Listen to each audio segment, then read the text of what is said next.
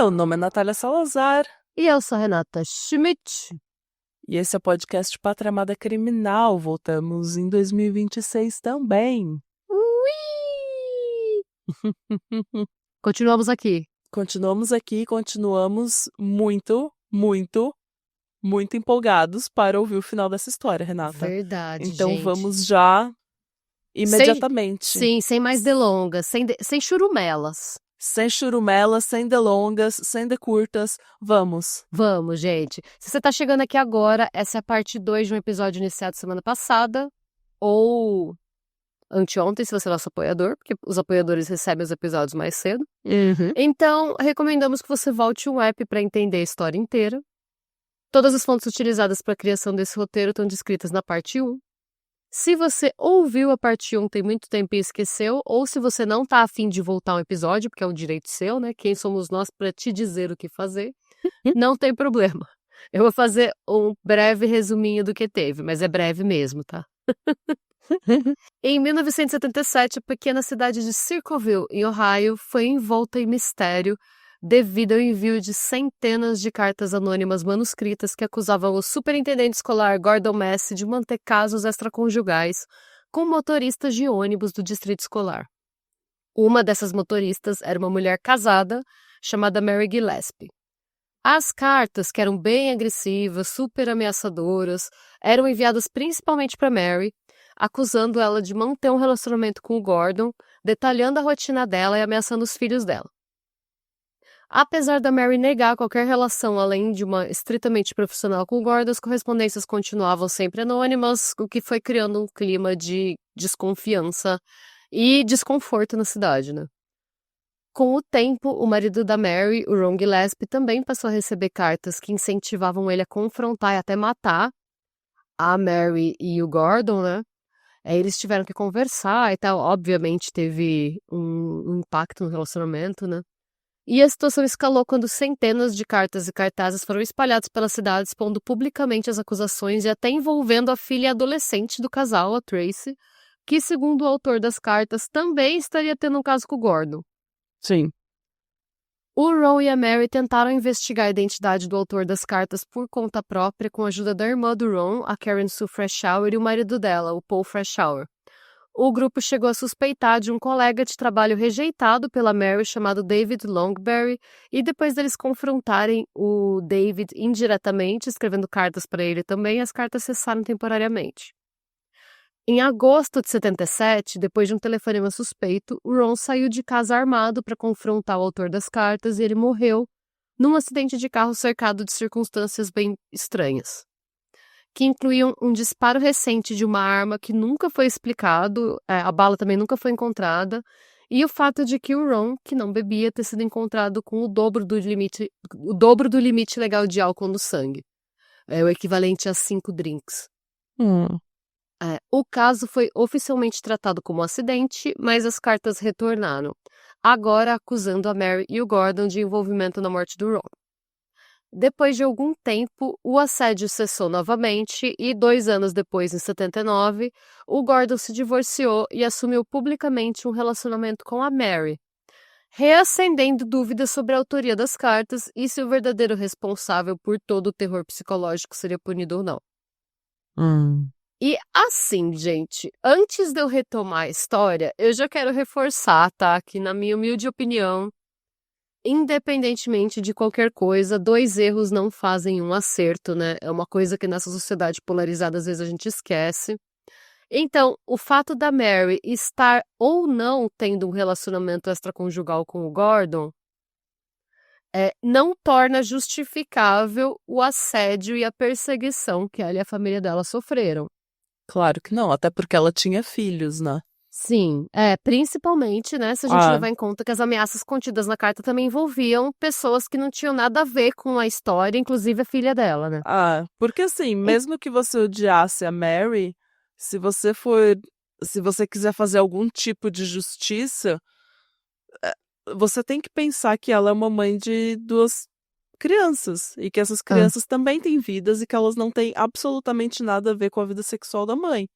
Então você tá punindo uma família inteira por um erro que você acha que a Mary tá cometendo. E assim, pensa que também, né, você tem aí uma pessoa que tá mandando cartas falando que eles têm que assumir o caso em prol das famílias, Ah, só que as cartas estavam machucando essas famílias ainda mais do que o tal caso, né? claro. Isso se a gente partir do princípio de que o autor das cartas estava dizendo a verdade. Por quê? Tanto a Mary quanto o Gordon afirmaram que quando as cartas começaram a chegar, eles realmente não estavam em um relacionamento. Ah. Os dois, assim, juram de pé junto que quando as cartas começaram, eles de fato não tinham nada, mas que o fato dos dois serem alvo de uma raiva tão cega de uma mesma pessoa, que eles não sabiam quem Oh. era, acabou fazendo com que eles se aproximassem. Faz sentido, porque é trauma bonding, né? Sim. Você passa pelo mesmo trauma, pelo mesmo problema, e você acaba encontrando algo em comum. Sim, e aí depois que o Ron faleceu, a única pessoa que entendia pelo que ela estava passando era o Gordon, no caso, que era quem Exatamente. também recebia. Ela disse que Ah. tanto ela quanto ele, tanto a Mary quanto o Gordon, afirmam que o relacionamento só começou quando a Mary já era viúva, Hum, mas o Gordon ainda era casado. tá. Então, assim, de qualquer jeito, houve um relacionamento extraconjugal. A gente só não sabe se esse relacionamento começou em 77 ou em 79. Tá. Então, assim, para concluir nessa militância, essa história deles é meio estranha, sim. Mas não é Mas como uma coisa que nunca aconteceu no mundo. não é impossível. Eu acho mais provável, inclusive, que eles tenham se visto vítimas de um mesmo crime, de uma mesma circunstância, e daí você acaba passando tanto tempo junto para investigar, para conversar, para especular, você acaba meio que criando um vínculo com a É, pessoa. é. E assim, independentemente de qualquer coisa, gente, tenha o relacionamento começado em 77 ou em 79, a data em que o relacionamento começou não anula o fato de que por anos essas pessoas foram vítimas de um É, stalker, no mínimo perturbado, né? Então, é. seguindo. Em 1982, foi a vez do Paul e da Karen Sue Freshour se divorciarem.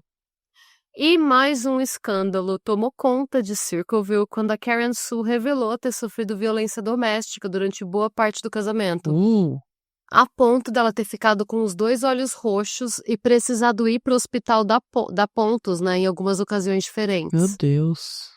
É aquilo. Pelo tamanho da cidade, provavelmente é o tipo de coisa que as pessoas já desconfiassem, né? Não. Sabe aquele tipo de coisa que todo mundo desconfia, mas pouca gente sabe, porque pouca gente viu acontecer? Sim, mas é aquele segredo aberto, né? É, exatamente, o segredo aberto. Provavelmente era uma situação dessa, sabe? Porque numa cidade daquele tamanho, Hum. e se a agressão foi séria e visível a ponto dela ter ido pro hospital, dela ter ficado com os olhos roxos, muito provavelmente as pessoas desconfiavam. Só dela ter ido pro hospital numa cidade pequena dessa, Isso mesmo. e uma enfermeira não muito ética ter É. visto ela, já espalhou pra cidade inteira. Às vezes não precisa nem a enfermeira, às vezes a Uma recepcionista, às vezes o taxista recepcionista, que uma levou pessoa. ela lá, né? Uma pessoa que não seja muito ética. É, é. E assim, gente, foi um divórcio feio. Sei lá, é uma história. Esse caso é muito esquisito. É isso. A moral da história desse caso inteiro, tudo que envolve esse caso, todas as pessoas envolvidas nesse caso são meio shady. É isso que eu tenho a dizer sobre É uma festa estranha com gente esquisita. caso estranho com gente esquisita. Eu não tô legal. Eu vou falar isso, eu vou falar disso, vou falar um pouco disso mais pra frente, só pra vocês saberem. Gente, e vai até bater na madeira, longe de mim, pelo amor de Deus, tá? Não tô falando mal de uma pessoa que sofreu violência doméstica, vocês já vão entender o meu ponto quando eu falo que toda essa história é um pouco esquisita, tá? Enfim, foi um divórcio feio, então, marcado por uma batalha absurda, uma batalha judicial absurda, tanto pela custódia dos 3 filhos, quanto pela partilha dos bens do casal. E no final a família acabou dividida, com o Paul tendo a custódia da Dawn e da Senna, as 2 filhas, e a Karen Sue com a custódia do Mark, o filho mais velho. Como o Paul foi o genitor que ficou com a guarda do maior número de filhos, ele acabou ficando com a casa. Hum. E a Karen Sue se sentiu extremamente injustiçada em todo o processo. E antes de continuar com a história, eu preciso fazer um adendo de que a gente não tem muitas informações sobre a vida da Karen Sue e nem sobre o tipo de pessoa que ela era. Mas eu achei bem surpreendente que nos anos 80 o juiz deixasse as duas meninas ficarem com o pai, num contexto em que a mãe alegou ter sofrido violência doméstica em pelo menos 2 ocasiões diferentes. É bem estranho. É aquilo, ao que tudo indica, parece ser um desses casos em que a justiça infelizmente falhou mesmo, né? Mas como a gente não sabe como a Karen Sue era, eu vou limitar um pouco a minha militância, porque eu não me sinto muito confortável em falar sobre o machismo. Não dá para eu chegar e falar que foi uma decisão machista do juiz, que foi um negócio, se eu não sei. Dos detalhes do caso, você não sabe. Exato. Você não sabe que tipo de pessoa que ela é. Sim. Você não sabe que tipo de pessoa que ele é, se o que ela falou é verdade, você não teve acesso aos documentos da corte, é impossível saber. Exato. E por outros aspectos que eu vou discutir mais pra frente agora, inclusive, a gente vai ver também que a Karen Sue, ela nem sempre é uma narradora muito confiável. É complicado, né? Assim, eu me sinto péssima de falar isso, porque, tipo, é uma situação que, assim, pelo que eu sei do caso, que é o fato de que ela alegou que ela sofreu violência doméstica, eu quero dar razão pra ela. Sim. Por outro lado, é muito estranho que a guarda das 2 filhas tenha ficado com o Paul, sendo que o Paul trabalhava fora. Não sei, realmente é estranho, é um caso É estranho bastante mesmo. estranho, porque ao mesmo tempo que tinha muito machismo, e ainda tem nas Sim. cortes, nos tribunais, a gente sabe que mulheres normalmente, principalmente naquela época, eram favorecidas para ficar com a guarda dos filhos. Sim. Então, o juiz ter tirado a guarda de 2 filhas é muito estranho, realmente. Mas foi o que a gente falou, a gente não pode nem especular, porque a gente não teve acesso a nenhum documento, a gente não sabe como as coisas desandaram, a gente não sabe que provas que ele usou. Se ela acusou ele de violência doméstica, ele devia estar puto, ele devia ter feito alguma coisa também para acusar ela de alguma coisa. Sim. Então, de repente foi isso, a gente não sabe. Não necessariamente ela mentiu. E o juiz deu a guarda das filhas pro Paul. De repente, ele deu sabe, um Uno reverse e falou, então tá, então vou te acusar disso. E fez o inferno na vida dela. E como a palavra de um homem é sempre muito mais confiável, né? Naquela época, pelo menos. Era sempre muito mais confiável do que a de uma mulher. Vai saber. Então, mas é aí que tá. A gente vai falar um pouco disso mais pro final, é que eu não quero dar spoiler. Mesmo o Paul, na época, ele não era considerado, tipo, sei lá, um cidadão acima de qualquer suspeita, sabe? Tipo, ele não era um pilar da comunidade, no sentido de que, tipo... Não, mas mesmo assim, naquela época, numa cidade pequena, no sovaco do Ohio, a palavra de um homem tinha muito peso. Sim. Então, assim, ele podia ter feito ela parecer de louca. Ah, sim, não, total. Entendeu? Uma situação meio Woody Allen e Mia Farrow. Sim. Que ela manteve a história a vida toda, mas ele fez ela parecer louca pra todo mundo. E daí ele saiu como um injustiçado e ela saiu como uma mulher velha louca. Pode ser. A gente não sabe, é difícil dizer. E assim, né, então, aquilo, a gente não sabe, a gente não tem detalhes. O que a gente sabe é que foi um divórcio feio, foi um divórcio bem feio. Obviamente, a Karen Sue estava num momento de muita revolta, porque foi uma batalha judicial que ela perdeu, e não demorou muito para que ela começasse a contar alguns podres do Paul para Mary. Ok. Como, por exemplo, ela disse para Mary que em certa ocasião ela estava limpando o banheiro quando ela encontrou uma carta parecida com as cartas que a Mary tinha recebido, entupindo o cano da privada. Não. Ela contou também que o Paul sempre culpou a Mary pela morte do Ron, que ele considerava um amigo próximo, dizendo que se ela não tivesse começado o relacionamento com o Gordon, nada daquilo teria acontecido, porque pro Paul, a Mary e o Gordon estavam sim tendo um caso em 77. Sentimento que só se intensificou quando os dois assumiram relação em 79. Aí o Paul disse que ele tinha certeza mesmo. Eita. Só que assim, essas cartas que ela disse que ela encontrou pela casa, ela disse que ela encontrou mais de uma depois arrumando a casa e tal, ela nunca conseguiu apresentar essas cartas, tá? Tá. Isso tudo, essas informações todas que a gente tem são ela contando pra Mary, a gente tem a palavra dela, tá? É que também imagina que, tipo, seus amigos estão passando pelo pesadelo, o inferno na Terra. E daí você acha o seu marido em posse dessas cartas. Você vai falar pra todo mundo, gente, eu acho que é o meu marido? Não, você vai dar um perdido nessas cartas, jogar fora e fingir que você nunca encontrou nada. Nossa, mas você fica com o cara que tá torturando o seu irmão? Não, porque ela se separou dele. Mas em 82, né? Isso aconteceu em 77. Então, mas é que era muito difícil se separar naquela época, cidade Ai, pequena. mas você imagina que tem uma pessoa, o seu marido tá torturando psicologicamente seu irmão a ponto de seu irmão morrer. Amada, a gente sabe de gente que ficou com serial killer. A gente sabe de mulher que fez vista grossa pra serial É, killer, pra gente, é. pra marido. Porque naquela época, era aquela época que o marido fala assim, ó, eu tenho um quarto que você não pode entrar. E a mulher falava, tá bom. Porque ela precisava ser Eu casada. entendo você. Não, tudo bem, eu entendo você não separar. Mas você não fala nada? Você não fala pro seu irmão quem é? Ah, então é complicado. Mas eu acho que talvez. E Mas se aí, ele mas tava. aí, Mas ela assim, tava por outro. sofrendo violência doméstica, ela também tinha medo desse homem. É, também. Não, também tem isso, Então, sim, sim. Sim. Gente, é aquilo. Eu preciso deixar registrado que ela não teve nenhuma evidência, porque a gente não pode. Por mais que, assim. É, infelizmente, quando você tem os julgamentos, né? Todo mundo que dá depoimento, eles analisam se a pessoa tá falando. Se a pessoa tem uma motivação para estar falando aquelas coisas. hum, No caso da Karen Sue, seja verdade ou não, ela tinha uma motivação para falar aquelas coisas. Então, nas minhas fontes, ela é sempre um pouco questionada. Eu acho até que é por isso que a história dela não é tão trazida. não. A partir do momento que ela teria. Infelizmente, a vida dela seria muito mais fácil sem Paul nela, naquele momento. Não, é verdade. Então, o timing dela, na verdade, é um pouco questionado. Tá.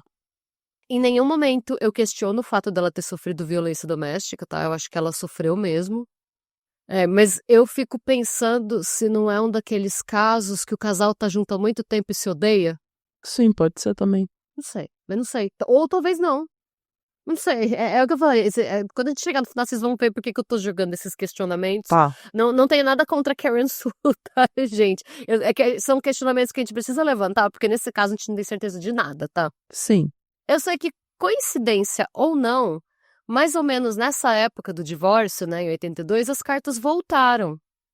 Dessa vez tendo como alvo a Tracy, a filha da Mary, agora com 18 anos, que Ai, seguia gente. sendo acusada de ter um relacionamento com o Gordon Massey. É por isso que eu questiono um pouco também o lance do caso ter começado em 77 ou 79.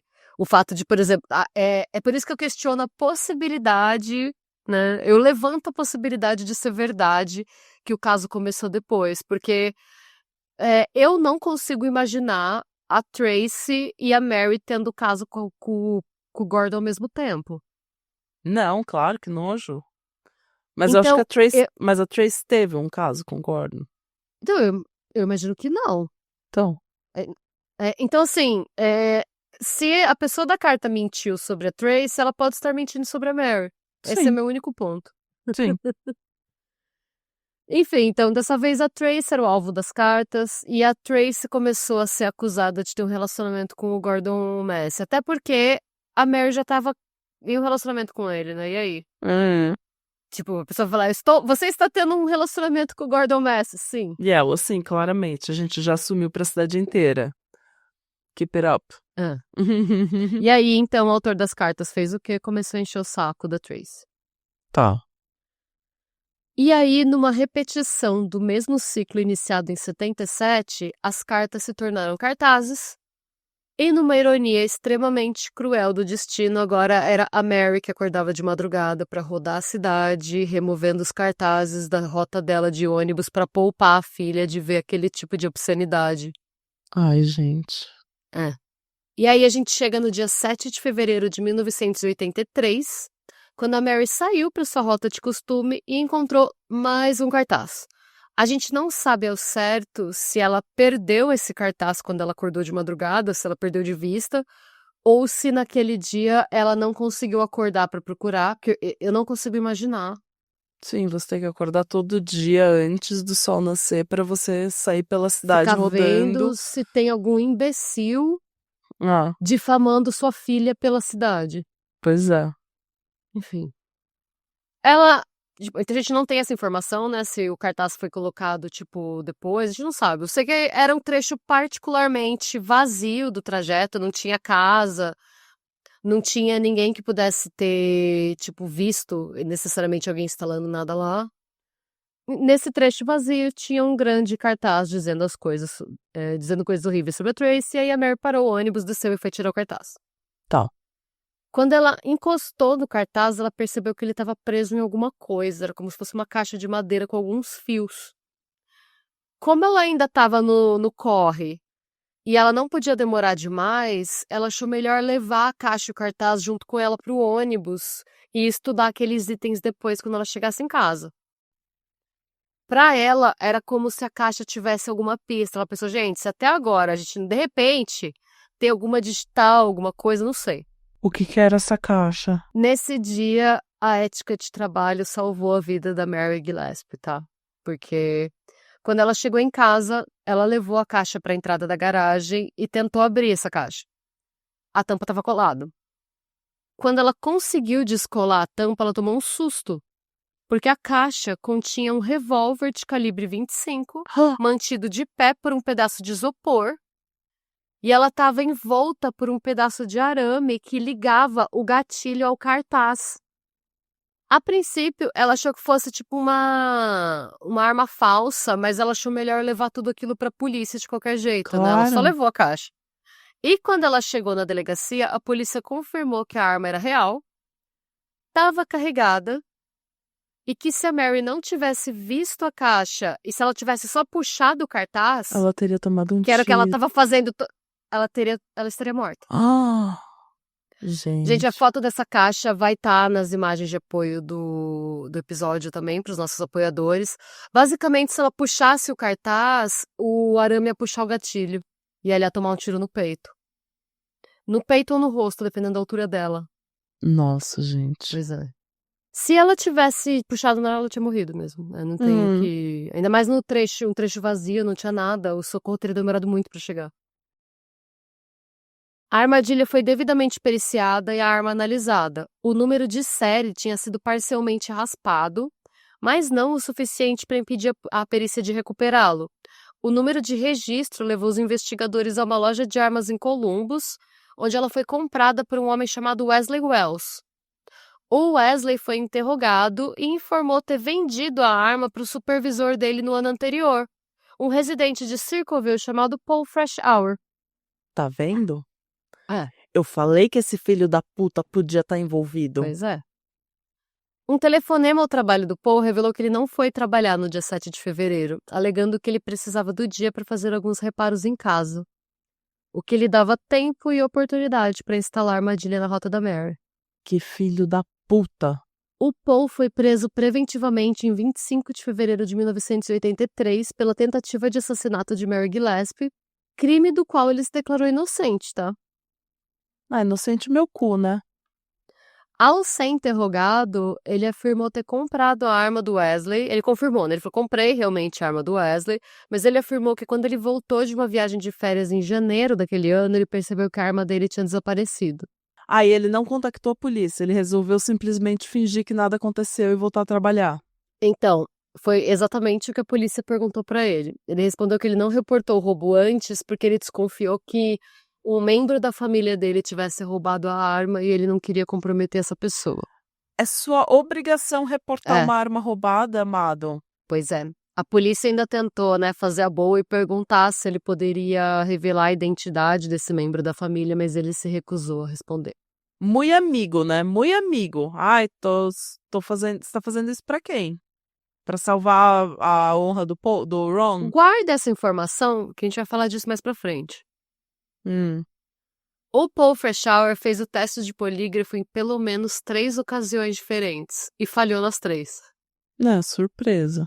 Paralelamente, a investigação prosseguia e nela o xerife Radcliffe, de quem a gente falou na parte 1 do caso, foi também bastante criticado pela tal da negligência na investigação sobre a qual a gente também falou um pouco na parte 1, né?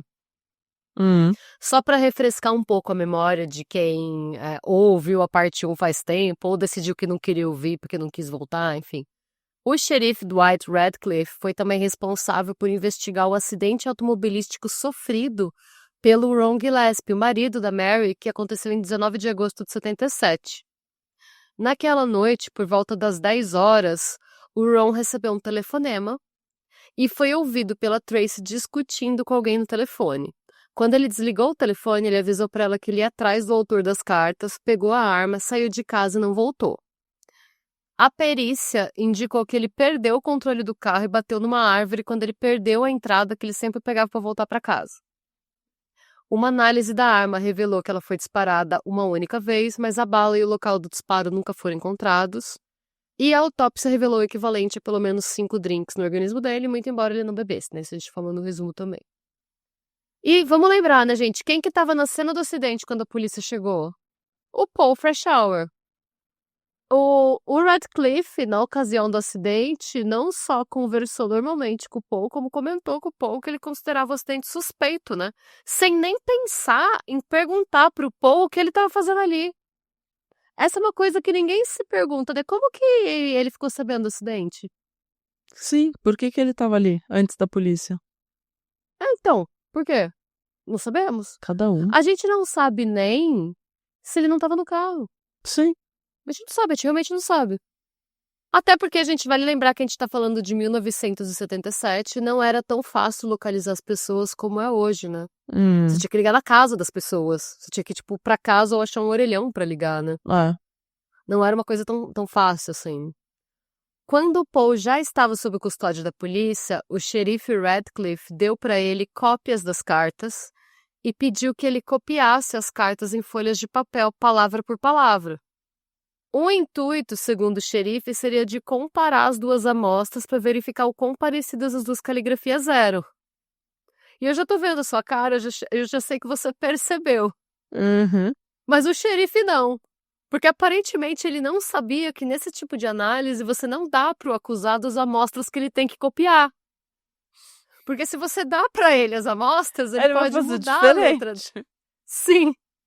Nesses casos, o correto é que um oficial dite o texto que precisa ser escrito e analisado por um perito. Então, assim, esse procedimento que o xerife fez foi tão inadequado que as amostras não puderam ser usadas em tribunal. Claro, gente. Uma criança de 10 anos faria melhor. Não só não poderiam ser usadas, como ele não poderia ser testado novamente, porque ele já tinha visto as cartas. Não dá, perdeu completamente a validade, não podia mais ser feito. Ele viu, acabou. Ai, meu Deus, a incompetência. No final, as amostras fornecidas por ele, então, né, foram retiradas e eles tiveram que usar amostras de documentos pessoais e de trabalho.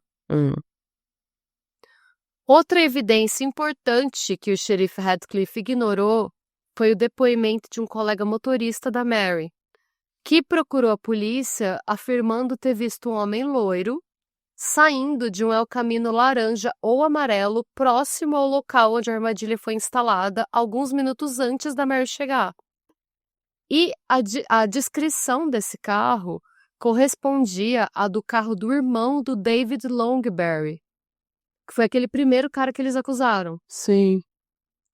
E o carro não, desculpa. E o cara, o homem de cabelo loiro, parecia com o David. O Longberry.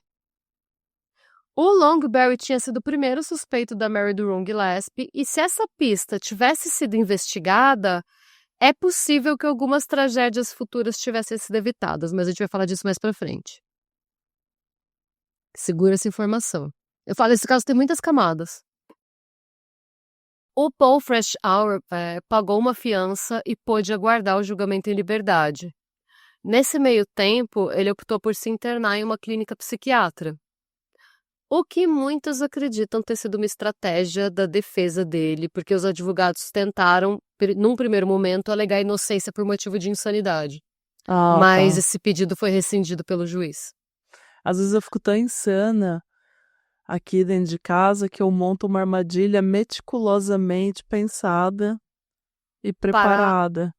Para matar uma mulher por motivos de ela é uma safada. Pois é.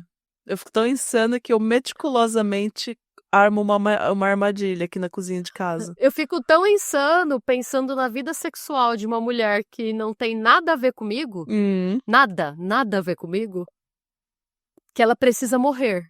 É. E o problema é que a gente vê tanto caso que é exatamente isso, Então. que assim, Que não é nem desesperador. piada, não é nem piada, é isso É mesmo. isso mesmo. Tem gente que é só isso mesmo. É.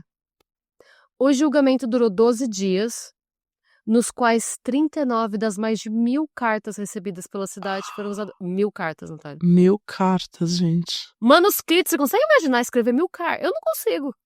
Nossa, eu não conseguiria assinar 1.000 cartas. Lembra? Teve a primeira vez que a Nath veio. A primeira ou a segunda vez? A primeira vez que você veio pra cá, que a gente assinou um monte de cartão postal? Sim. E assim, não chegou nem perto de 1.000 cartões e foi, lembra a exaustão Não. que foi? E a gente Sim. só escreveu um recadinho fofo e assinou. Se você recebeu esses postais, conta pra gente. É verdade, foi só isso mesmo. A gente só mandou uns postais e mesmo assim já foi sofrido. Imagina 1.000 dessas cartas manuscritas daquele tamanho. Você Isso lembra é louco. tamanho das mensagens? A gente leu várias na parte 1. Isso é louca. Uma loucura mesmo. Enfim. Então, 39 dessas mais de 1.000 cartas foram usadas como evidência, além da arma, a caixa, o cartaz, amostras da letra do Paul Freshour e documentos do trabalho dele que comprovavam que ele não trabalhou na manhã do dia em que a caixa foi encontrada pela Mary Gillespie. Como se não bastasse, o Paul nunca revelou qual membro da família ele desconfiava que tivesse roubado a arma dele, então a versão dele pro desaparecimento do revólver não fazia sentido. Não. A defesa alegou inocência e tentou culpar a Karen Sue Freshour pelos crimes, alegando que ela tinha feito tudo aquilo primeiro por inveja da Mary e depois para se vingar do Paul por ter ficado com a casa e a guarda das filhas. Gente, mas essa mulher não tem paz também, né? O júri levou aproximadamente 3 horas de deliberação para considerar o Paul Freshour culpado pela tentativa de assassinato da Mary Gillespie e condenado a uma pena mínima de 7 anos e máxima de 25 com direito à liberdade condicional. Achei bom. A prisão do Paul foi comemorada pela cidade, que finalmente Circleville poderia voltar a respirar tranquilamente, livre das intrigas do autor misterioso que finalmente foi desmascarado. Um momento bem final de Sherlock Holmes, né? Mas não. O Paul Freshour foi enviado para a penitenciária de Lima, localizada a cerca de 145 quilômetros de Circleville, onde era proibido de usar papel ou caneta. Que é justo, né? O que é justo, é. Ainda assim, as cartas continuaram chegando. Meu Deus! Ou seja, ainda manuscritos. E ainda com o carimbo postal de Columbus. Ou seja, não era ele. Dessa vez, entretanto, as cartas eram menos hiperfixadas na Mary e no Gordon e expunham a população da cidade de crimes e indiscrições diversos, de casos extraconjugais e taras estranhas, a lavagem de dinheiro e assassinato, passando por coisa muito pior, tá, gente? Algumas dessas cartas, por exemplo, acusavam o clínico geral e médico legista da cidade, que a cidade era tão pequena que uma pessoa só fazia as duas coisas, um homem chamado Ray Carroll, de abusar sexualmente de menores de idade. Pesado. Várias cartas acusavam ele de abusar sexualmente de menores. Pesado. Em 93, o Paul foi preso e acusado de 12 crimes sexuais envolvendo corrupção de menores, imoralidade, posse de pornografia infantil e atentado violento ao pudor. Todas as suas vítimas eram meninas jovens. Nossa, gente. Ou seja, era Mas verdade. era verdade mesmo. Não foi. Ai. Uhum. Outras cartas acusaram o promotor Roger Klein, que foi inclusive o responsável pela condenação do Paul Freshour, de ter assassinado a professora Vicky Koch em 1980. Meu Deus. Essas acusações nunca chegaram a ser comprovadas, e se você é apoiador do Patreon, você vai ficar sabendo mais sobre a história da Vicky em um vídeo exclusivo que vai ser publicado logo menos.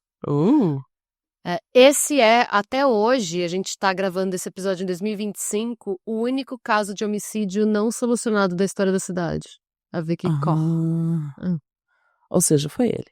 A gente não sabe. Tava numa das cartas, foi uma das acusações, né? Que estava em algumas das cartas, mas ele nunca chegou, tipo, a ser formalmente acusado. Mas as cartas não mentiram até agora. Bom. Mentira, falaram da Tracy, né?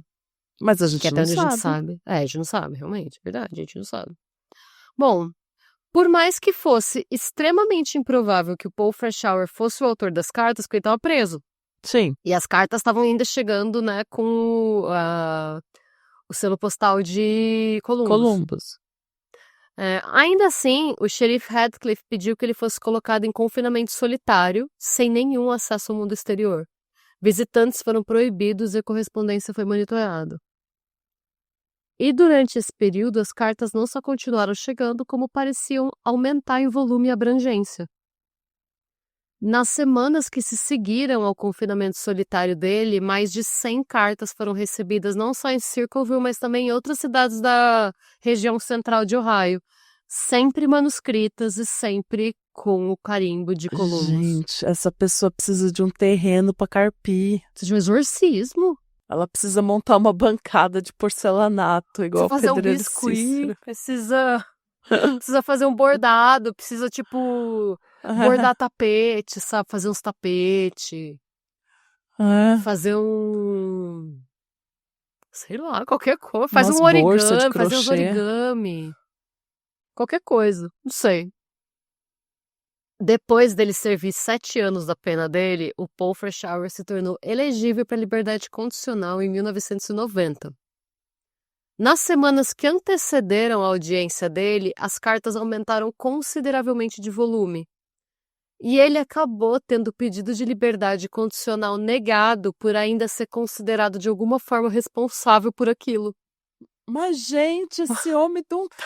Mano, assim, olha... Tá, tudo bem. Ele provavelmente bateu em mulher. Ele provavelmente fez aquela armadilha contra a Mary. Mas ele não tá escrevendo essas cartas. E calma, eu tô rindo. Porque depois dele ter o pedido de liberdade condicional negado, ele recebeu uma carta. Ai, gente, insult to injury. A carta diz: Freshour. Agora, quando você vai acreditar que você não vai sair daí?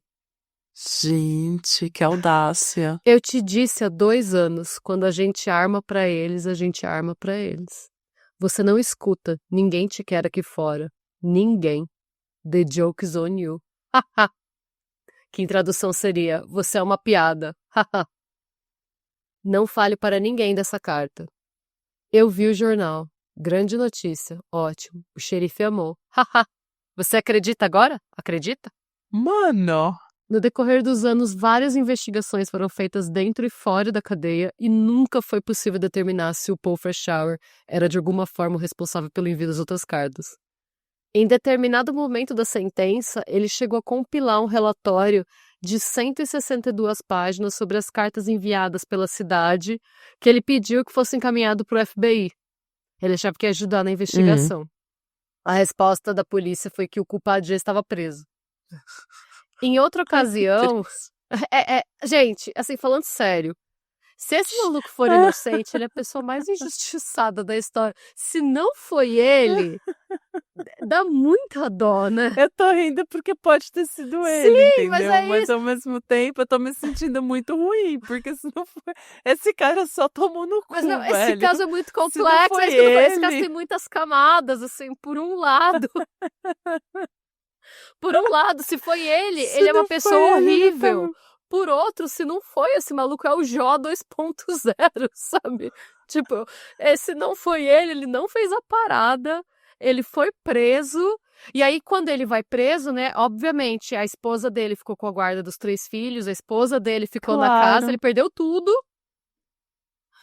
E aí, ele ainda manda uma carta zombando dele. Ai, gente. Mas você vê. Tem que ver essa esposa aí, hein? Então, essa carta tem pistas, tá vendo? Eu te disse há 2 anos, quando a gente arma pra eles, a gente arma pra eles. Partindo do princípio de que essa carta seja verdadeira, essa carta, na verdade, serve mais como prova do envolvimento dele do que como argumento a Sim. favor da inocência, né? Porque dá pra ver, tipo, pelo tom da carta, ele sabe quem é, e é uma pessoa que não só conhece ele, como conversou com ele. E se foi há 2 anos. Como é cúmplice Sim, dele. e assim, a gente conversou há 2 anos, ele serviu 7, a pessoa conversou com ele na cadeia. Quem é? Alguém foi Uhum. visitar ele há 2 anos. Enfim. Tem que ver isso aí. Ou trocou correspondência. Eu acho que a pessoa foi visitá-lo, porque se fosse correspondência, eles teriam procurado, né? Teria alguma coisa. Enfim. É porque eles abrem, né, É, a correspondência na prisão. É. Em outra ocasião, o carcereiro responsável pela ala onde o Paul Freshour estava preso, que é um homem chamado Arthur Tate, escreveu cartas para Mary Gillespie, para o xerife Radcliffe e para o procurador do condado, dizendo que ele não acreditava ser humanamente possível para o Paul escrever aquelas cartas. Sim. E assim, tanto a Mary quanto o Radcliffe agradeceram, mas afirmaram que ainda não estavam convencidos. Obrigada, mas eu não vou arriscar, não. Ai, gente, mas é que... Em dezembro de 93, foi anunciado que o programa Unsolved Mysteries ia fazer um episódio sobre as cartas de Circleville. E logo tiveram início, né, para a realização das entrevistas e das filmagens na cidade. Durante as gravações, os produtores do programa começaram a receber cartões postais com mensagens como: esqueça Circleville, Ohio. Não faça nada para machucar o xerife Radcliffe. Se vocês vierem para Ohio, vocês, El Sicos, vão pagar. Assinado o escritor de Circleville. Tá. El Sicos.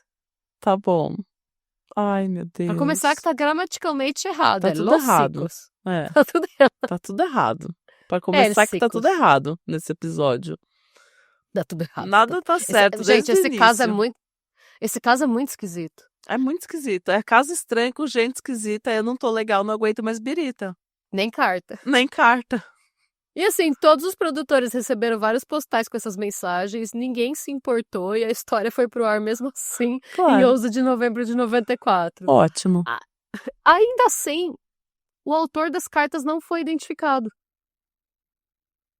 O Paul Freshour saiu em liberdade condicional no mesmo ano em que o episódio de Unsolved Mysteries foi pro ar, em 94, e ele deu uma entrevista pro programa, na qual ele disse o seguinte: eu realmente gostaria que alguém analisasse esse caso ao fundo, especialmente as cartas. Que reabrissem a parte das cartas e descobrissem quem as escreveu. E aí, assim, eu dou um pouco de risada com a gente. Se for ele tá sendo audacioso. Exato. Mas se não for ele tá querendo justiça. Ele é um homem justiçado. Sim, eu tô rindo porque eu não sei dizer se esse miserável é um gênio, como diria o Vegeta, ou se ele é a pessoa mais injustiçada da parte da Terra. Real, gente, eu não sei dizer. Eu também não. Eu fui numa... Eu comecei odiando ele, depois fiquei com pena, daí agora odiei de novo, daí me deu só dó mesmo, só pena. No momento em que o Paul saiu em liberdade condicional, as cartas pararam de chegar. Ele até ficado mais bravo ainda, agora que vou achar. Agora que vou achar que é ele.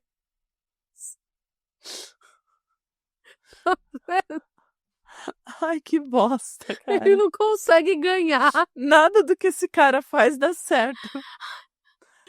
The Biggest Loser. Paul Freshour se ferrou muito nessa... culpado ou inocente, ele se fudeu muito nessa história. Ele se fudeu muito. Eu espero que ele seja culpado, porque pra se fuder tanto, pelo menos... De verdade. Que ele pelo menos seja culpado. É. Enfim. Ele viveu até o fim dos dias dele negando ser o autor das cartas ou ter qualquer coisa a ver com a tentativa de assassinato da Mary Gillespie. Ele faleceu em 2012 aos 70 anos. Sem uma caixa de correio na residência. Traumatizado. Nossa. Ele viu o quarteiro, ele sai correndo, gritando. Igual a Maria do Bairro. Sai fora! Eu não morri ainda. Então, pouco tempo depois do falecimento do Paul, o Dwight Radcliffe se aposentou do cargo de xerife do condado Graças de a Pickaway, né? Deus, que ele é muito ruim. Mana, ele bateu o recorde de xerife a ficar mais tempo no cargo nos Estados Unidos da América. Ai, meu Ele tem um Deus. Guinness.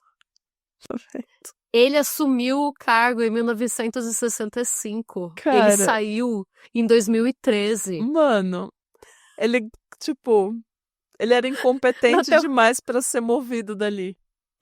Mas você sabe o que é pior? Eu vou falar disso um pouco.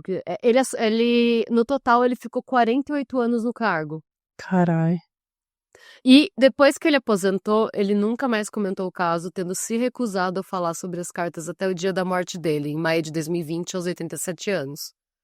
Assim, eu não acho que ele seja incompetente, porque dizem que, de maneira geral, mesmo que a cidade seja pequena, é uma cidade que ela é relativamente antiga, eles têm um homicídio não resolvido, sabe?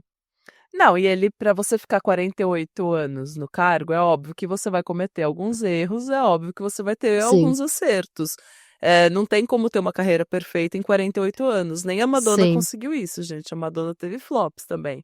Então, a Sim. gente sabe que numa carreira longa, você tem flops.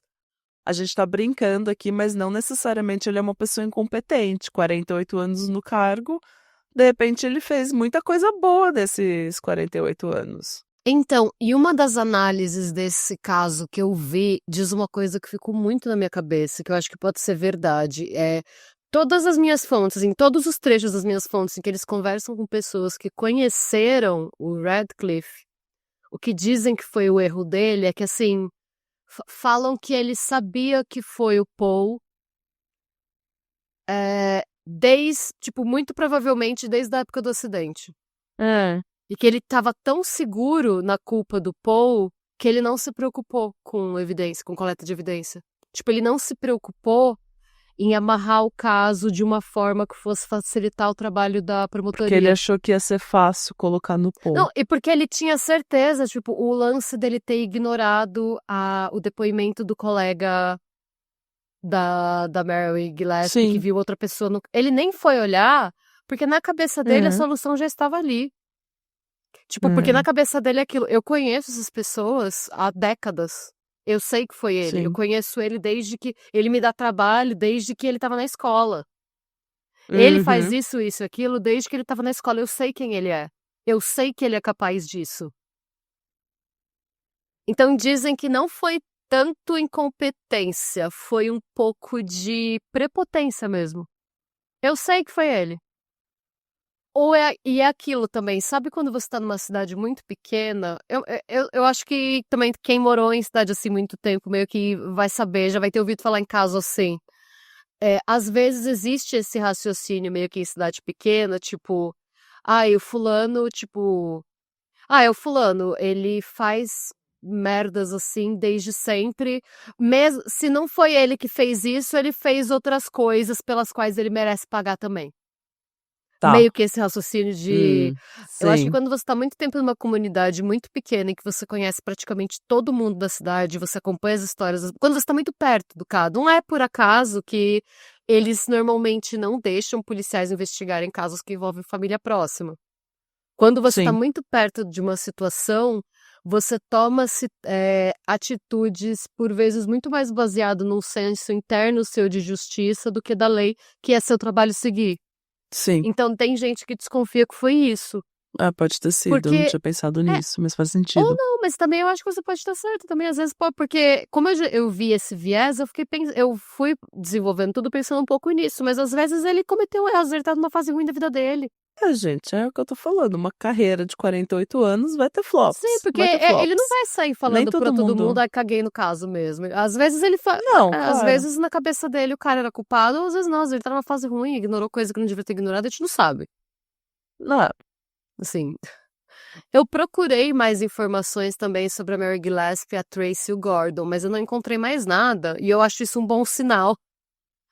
Então, eu optei por respeitar a privacidade deles, que já foi violada demais, né, por anos, através de cartas, né, então deixa eles Como o caso foi em 77, não faz tanto tempo assim, é possível que eles ainda estejam entre nós, a Tracy com certeza, se não tiver acontecido nada, então deixa eles seguirem com a vida deles, né, eles já sofreram muito.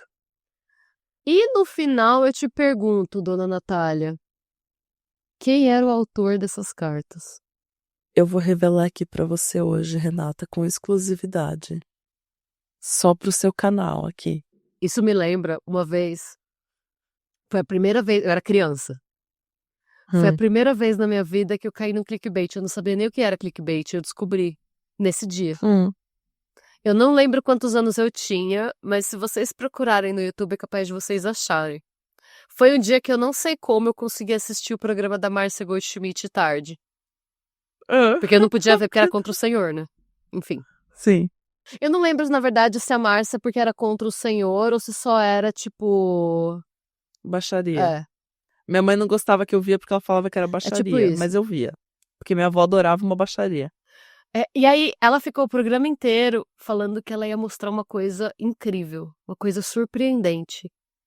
E aí eu fiquei esperando, eu achava que era uma coisa surpreendente. E aí, de repente, ela pegou uma caixa e ela falou, o que eu vou mostrar pra vocês está dentro dessa caixa.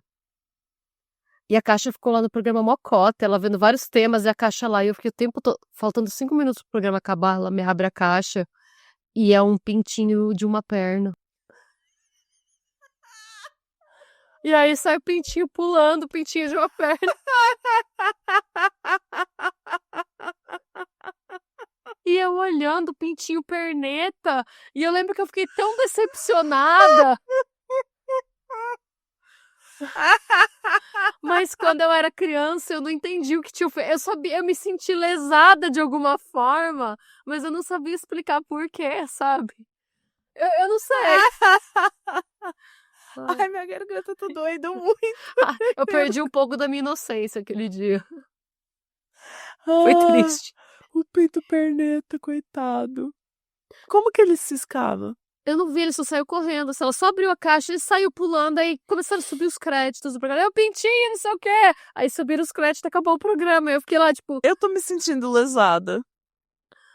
Ai, gente. Será que. Depois eu vou procurar o vídeo desse programa. Cara, eu não sei quem escreveu as cartas em Circleville, mas eu tô bem desconfiada da. Como que é o nome dela? Da Sue? Da Carrie Da Sue? esposa do Paul? Carrie Sue. Então. A minha resposta. Eu tô. Porque, assim, Diga. não vou difamar aqui a pessoa, entendeu? Mas, se ela é uma mulher que tá apanhando desse homem e de repente ele fala alguma coisa, ou ele começa a escrever as cartas, ou ele dá a ideia de escrever as cartas, e ela começa a escrever as cartas e culpa ele, e ele passa na cadeia, ela fez tipo um golpe de mestre. Eu tô falando isso com zero embasamento, porque eu já esqueci os detalhes da história. Mas eu acho que, porque eu quero acreditar que ela fez uma garota exemplar com ele. Que ela apanhou, ele batia nela, ele era um homem horroroso, ela foi lá, manipulou ele, escreveu todas as cartas, manipulou ele para ele se incriminar e ele acabou pagando o crime dela. E você acredita que. E ela ficou com a casa e com os filhos. Que essa é uma das teorias mais aceitas? É mesmo? Juro pra você, deixa eu falar disso agora. Tá vendo, gente? A verdade, gente, é que, pelo menos até o momento, a gente não é capaz de afirmar com certeza, nem mesmo se foi uma única pessoa que escreveu aquelas cartas, né? Se a gente levar em conta o volume e a logística, é bem improvável que uma pessoa sozinha desse conta de escrever e enviar um volume tão alto de cartas em outra cidade por tantos anos sem chamar atenção, né? Então, o mais provável é que o Paul fosse uma entre muitas pessoas enviando cartas pela cidade. Vale lembrar que só 39 cartas foram usadas como evidência durante o julgamento. E, obviamente, né, a gente tá falando aí do julgamento da tentativa de assassinato da Mary Gillespie. As cartas usadas, então, eram referentes ao caso dela, né? Não é impossível que as cartas avaliadas tivessem, de fato, sido escritas pelo Paul. Sim. Só que as outras, né, é Mas eu 39 acho de que mil. talvez a Mary, eles tenham planejado alguma coisa juntos, ou eles tenham começado isso junto, e daí ela, agora eu vou enfiar no cu desse É, filho da então. puta que tá me batendo. Entendeu? Agora é eu que vou, ele vai me dar a casa, vai me dar os filhos, eu vou me livrar desse desgraçado. Ele vai É. bater, aí ele não gosta de bater em mulher, agora ele vai apanhar na cadeia. Eu quero acreditar que foi isso que ela Sim, fez. então, não Bom é. pra É, ela. sim. É uma das teorias mais Quem só aceitas se hoje. Eu falo, fudeu. vale lembrar também, né, que o que foi julgado não foi a autoria das cartas, e sim a tentativa de assassinato cometida contra Mary Gillespie, né? Então, o Sim, foco da promotoria no julgamento do Paul estava muito mais na arma, na caixa e no dia da tentativa de assassinato do que na cronologia das cartas como um todo. As cartas sim. eram uma das evidências, mas o caso não eram as cartas, então não foi tanto o foco da promotoria, né, desmascarar o autor das cartas. Hum, Nesse contexto, vamos falar do David Longberry, que é o primeiro suspeito dessa história. Na parte 1, eu comentei que o David tentou sair com a Mary algumas vezes, ela recusou, ele não gostou. A Mary tinha tanta certeza de que era ele que ela, o Ron, o Paul e a Karen Sue chegaram a escrever uma carta para ele pedindo que ele parasse com as cartas, e as cartas de fato pararam. Por um hum, tempo depois disso, né? Além disso, a gente tem aquela testemunha que viu alguém com a descrição dele, né, em um carro com o modelo e a cor do carro do irmão dele no local da tentativa de assassinato minutos antes da Mary chegar. Em 1999, o David Longberry foi pego em flagrante abusando sexualmente de uma menina de 11 anos Ah! e fugiu da cidade. Ele tirou a própria vida e teve o corpo encontrado pela polícia pouco tempo depois. Essas informações podem não ser suficientes para uma condenação, mas se o nome do David e as evidências ligando o David à caixa tivessem sido usadas pela promotoria, talvez o júri pudesse entender que o Paul não era a única pessoa com motivação e oportunidade para colocar a armadilha ali, né? Sim. Então, principalmente se a gente levar em conta a idade da criança de que o David Longberry abusou e o que algumas Hum. cartas diziam sobre a Tracy quando ela tinha 13 anos, né? Por exemplo, olha. É. Ai, E um gente. aspecto muito curioso desse caso, que você até comentou e eu falei pra você guardar essa informação, é o depoimento do Paul sobre o roubo da arma. Ele afirmou, né, no depoimento dele, que a arma estava desaparecida desde janeiro e que ele não fez a denúncia porque ele achou que fosse um membro da família que ele não queria dizer quem era.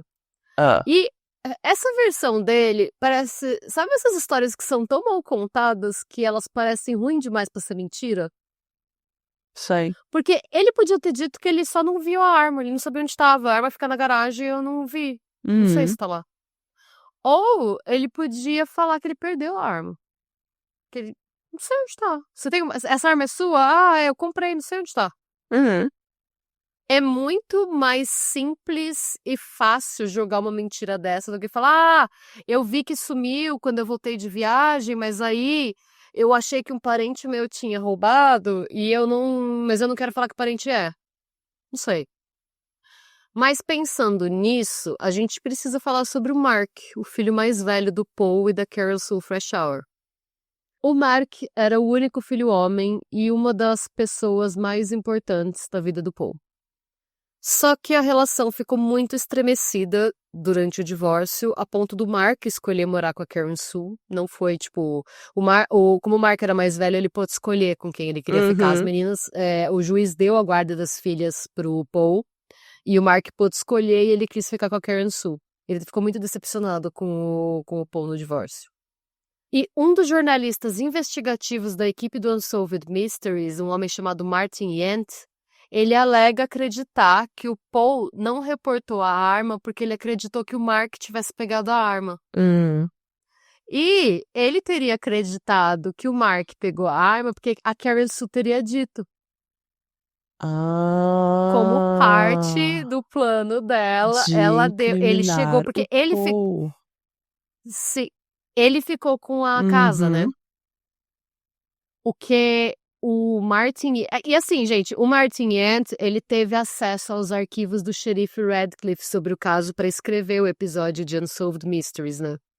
Então, ele criou essa hipótese com base nos arquivos da polícia e nas entrevistas que ele fez para criar o roteiro. Então, tipo, ele não tá tirando da cabeça dele, ele pesquisou em fontes primárias para julgar essa teoria, né? Ele acredita que o Paul viu que a arma tinha sumido, confrontou a Karen Sue, porque fazia sentido, eles estavam num divórcio feio, ela estava mudando da casa.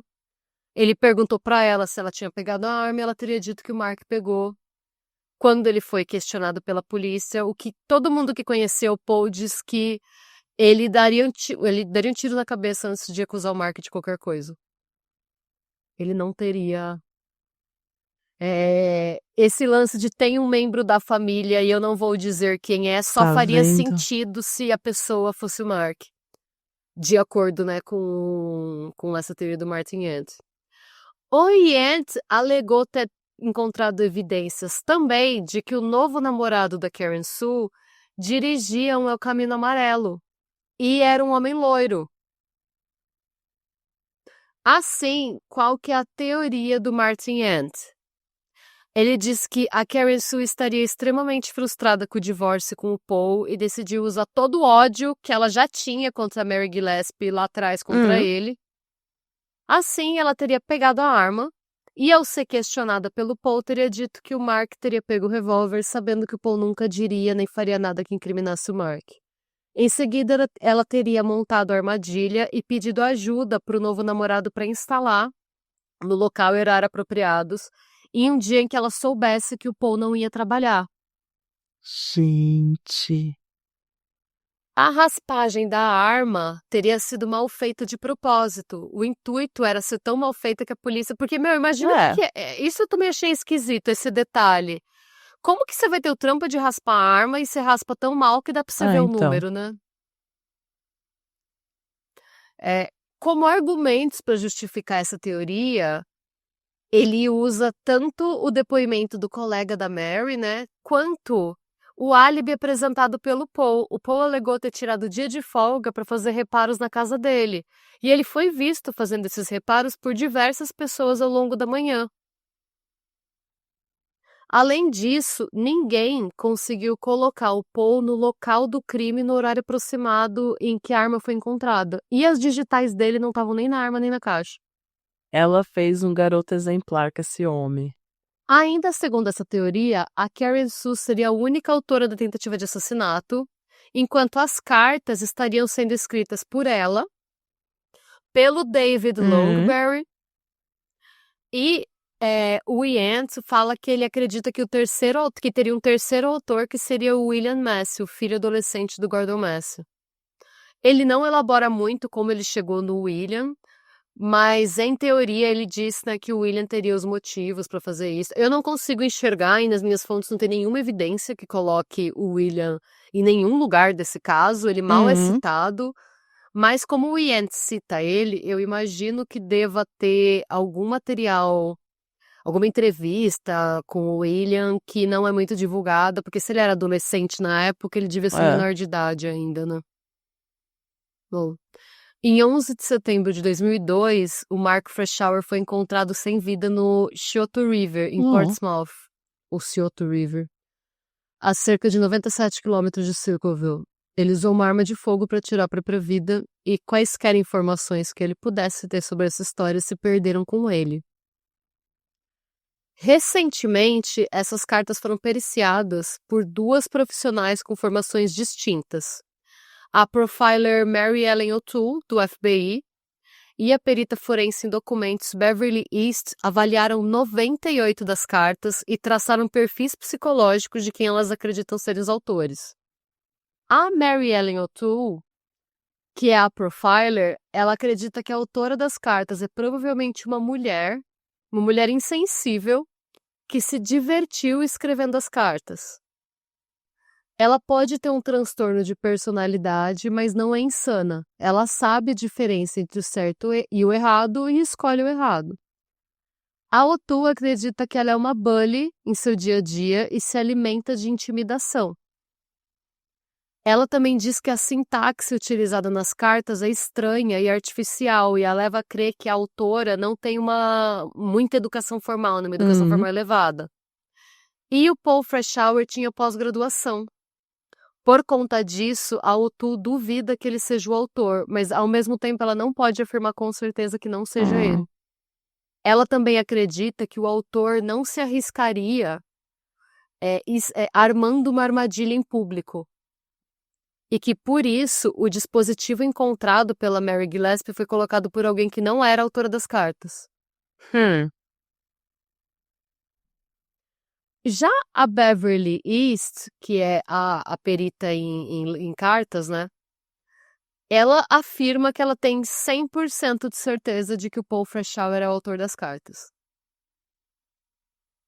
E que a explicação para as cartas terem sido enviadas mesmo quando ele estava em confinamento solitário é que o Paul Freshour teria aproveitado o período que ele passou aguardando o julgamento em liberdade, né? Ele conseguiu um habeas corpus para escrever e entregar um grande volume de cartas a alguém para serem distribuídas na cidade no período em que ele estaria na cadeia.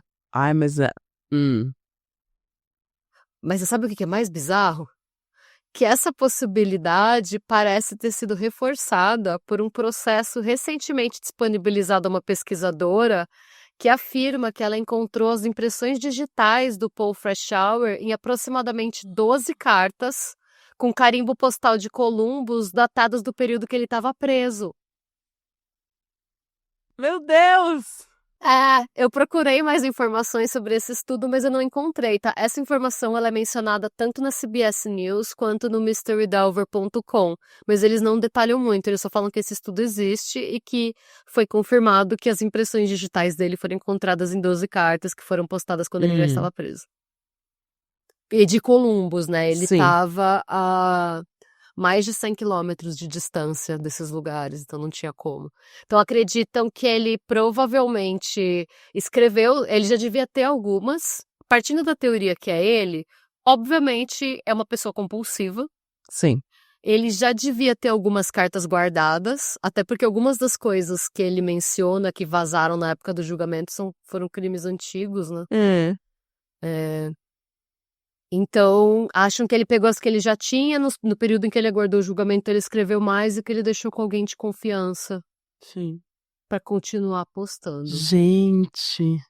Não sabemos. Então, assim, essa é a teoria. E quanto mais o tempo passa, mais desdobramentos a gente tem, mas até hoje não se sabe quem foi. Ninguém sabe quem foi. Não se mandam mais cartas, as pessoas não recebem mais cartas. Parece que teve, em 2003, parece que teve uma leva muito breve de pessoas escrevendo cartas, assim, mas a data oficial para o autor oficial desse mistério ter parado de escrever é a saída do Paul Freshour da cadeia em 94. A gente não sabe, por exemplo, se 2003 não foi uma outra pessoa copiando as primeiras cartas. Provavelmente. E essa é a história das cartas de círculo, viu, gente? Espero que vocês tenham gostado. Eu tô passada. Eu não sei como essa história não virou uma série. Sim, como... Meu... Porque, além de tudo, você tem o final aberto. Pode ser qualquer pessoa. Eles podem inventar qualquer pessoa pra ter sido autora. Nossa, eu tô não passada. sei, eu realmente... eu não sei o que pensar. Eu acredito que foi um grupo de pessoas. Sim, eu também. Eu não acredito que foi só uma pessoa, mas eu acredito piamente que a Carrie Sue tá envolvida. A Carrie Sue tá envolvida. Eu também. Que ela e o Paul começaram essa, e daí no divórcio ela achou uma oportunidade de enfiar no cu dele. Eu acho que por N motivos a Karen Sue e o Ron tinham inveja do outro casal. Porque assim, A Carrie Sue e o Ron? E o Ron não, desculpa. A E o Karen Paul. Sue e o Paul tinham inveja do Ron e da Mary Gillespie. Porque eu fico imaginando assim, você imagina, porque, meu, a Mary e o Ron chegaram a chamar a Karen Sue e o Paul pra ajudarem eles, tipo, eles se consideravam amigos, né? Quando a história ainda tava começando a vazar, eles abriram o coração, pedir ajuda. Eu acho que eles começaram juntos pra fuder a Mary e o Ron. Porque assim, eu pelo menos, eu me colocando no lugar da Karen Sue, se eu desconfio que o meu marido tá querendo prejudicar pessoas que eu considero. Porque eu não sei, né? Eu suponho que se o Ron e a Mary abriram o coração e pediram ajuda pra a Karen Sue e o Paul, eles deviam considerar eles muito próximos. Sim. Não, ela é irmã do Ron, família, né? Literalmente. Então, assim, você tem ali a sua família abrindo o coração pra você. E ao mesmo tempo você tá vendo, tipo, o seu marido tentar destruir a vida dessas pessoas e você não dá nem um toque? Ah, eu acho que ela não daria um. O único motivo que eu consigo enxergar é ela ter raiva da Ela Mary por devia. algum Ela estava motivo. envolvida. Eu achei que era porque ela tinha medo do Paul, ou porque ela tinha medo de acabar com o casamento dela. Porque nessas épocas, gente, pode falar o que que for, mas nessa época, no interior, você, numa cidade pequena, as mulheres tinham medo de se divorciar. Tinha muito tabu. Tinha medo do casamento acabar, entendeu? Mas será que a Carrie não tinha raiva da Mary por, de repente, tipo, sei lá, achar que ela era uma safada? Então, Porque querendo ou mas é isso não, que eu tô falando. começando em Eu 77, ou achava que era por isso. Eu achava que era só isso. Mas agora que eu sei tudo, tudo que você sabe, daí agora eu acho que ela tinha raiva da Mary. Então, e tem outra coisa, a gente não sabe nem, isso é importante falar, se o lance da violência doméstica foi confirmado, tá? Agora eu questiono também, porque essa, né?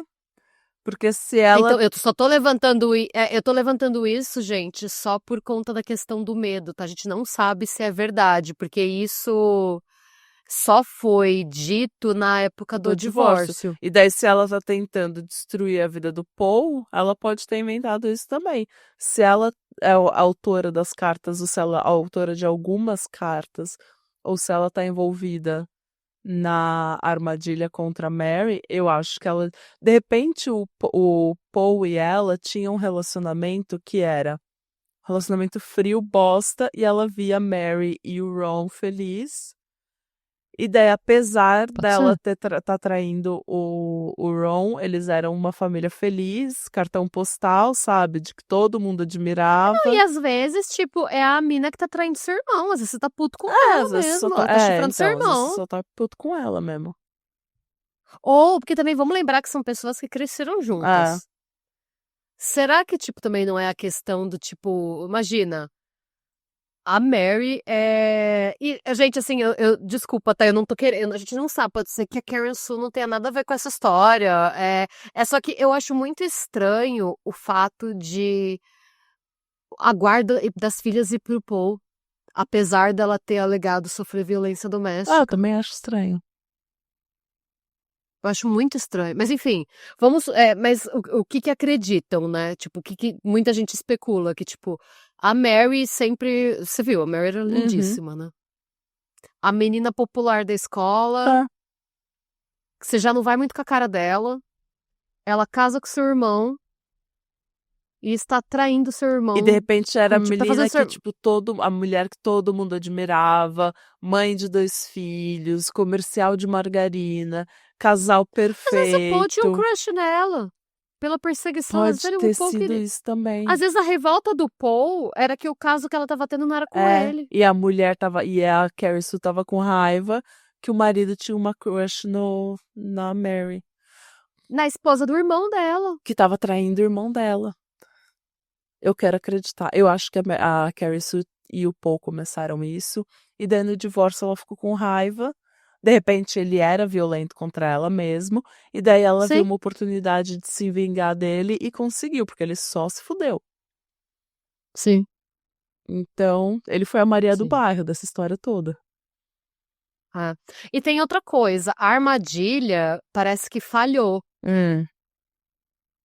Então tem a possibilidade da Carrie Sue ter feito de propósito, tipo, da Carrie Sue não pretender matar a Mary Gillespie. Dela ter querido só ser a tentativa de homicídio mesmo. Só pra Sim. incriminar o Paul. Ah, eu achei ótimo. Eu não sei o que aconteceu, mas eu achei um caso ótimo. Eu adorei. Não, é muito interessante, porque não dá pra gente saber, né? Tipo, todo mundo, eu acho esse caso, assim, o que me pegou desse caso é que você se sente na cidade, né? Sim. A gente tem os personagens, a gente não sabe qual foi. Não. Até agora, a gente desconfia de E alguns. tudo que eu fiz desses 2 episódios foi especular e tomar as dores de gente que me traíram depois. Mas eu É isso, não, especulei e esse é o grande máximo desse caso, é que é uma grande fofoca de cidade pequena. Sim, e nesse caso, vários erros não fazem acerto nenhum. Tem um monte de gente fazendo besteira, a Todo cidade mundo tá inteira tá errado. fazendo besteira, Ninguém tá tá certo. todo mundo Essa errado. cidade é um E antro. nem quem tá denunciando a galera da cidade tá Não. certo. Menos quem denuncia os pedófilos. Eu aprovo denunciar o Então, mas essa pedófilo. pessoa tá denunciando, ela também não tá certo, porque ela tá denunciando o pedófilo, mas tá denunciando um monte de gente também errado, tá espalhando um monte, perseguindo um monte de gente que não fez, às vezes tá só, entendeu? Uma pessoa peidou na sala, ela vai lá e escreve a carta sabe, pra encher o saco da pessoa, então também não tá certo. Até um relógio tá certo 2 vezes por dia, né? Então, exato. Eu adorei, realmente. Ai, que bom que você gostou, gente. Espero que vocês tenham gostado dessa história. Tô feliz que finalmente você fez esse caso, porque eu comecei esse caso achando que ia ser chato, porque eu tava achando que era outra coisa. Cartas, Agora eu tô gente, esse caso empolgadíssima. é que eu acho que são tantas camadas, são tantas coisas do ser humano, é fofoca. Quem quer que fosse o autor das cartas devia ter muita inveja da Mary Gillespie, porque ela foi muito mais perseguida do que gente que fez coisa muito pior que ela na cidade. Tem o lance de ninguém saber quando que começou tal caso. Tem um lance meio Capitu e Bentinho, né? Tava tendo caso, não tava. Aí depois não fez mais diferença, porque de qualquer maneira começou o caso. É uma doideira só, gente. Acho que bom que você gostou, fiquei feliz. Eu adorei. Conta pra gente amei. quem vocês acham que é o autor das cartas. Isso, conta pra gente o que você achou desse episódio. Sim. E desculpa qualquer coisa, gente. Eu estava aqui especulando, aprendendo tudo em tempo real. Não sabia dessa história antes. Então eu estava aqui reagindo visceralmente com vocês. Tá? Então, qualquer coisa que eu tenha falado, vocês me desculpam. Tô feliz. Muito obrigada pela sua audiência, pela sua suculência, pela sua malemolência. E busquem conhecimentos. E sejam bons. E não escrevam cartas. Só cartas de amor. Só cartas de amor. Não incriminem ninguém. E sem armadilhas. Sem armadilhas. E tchau. E beijo.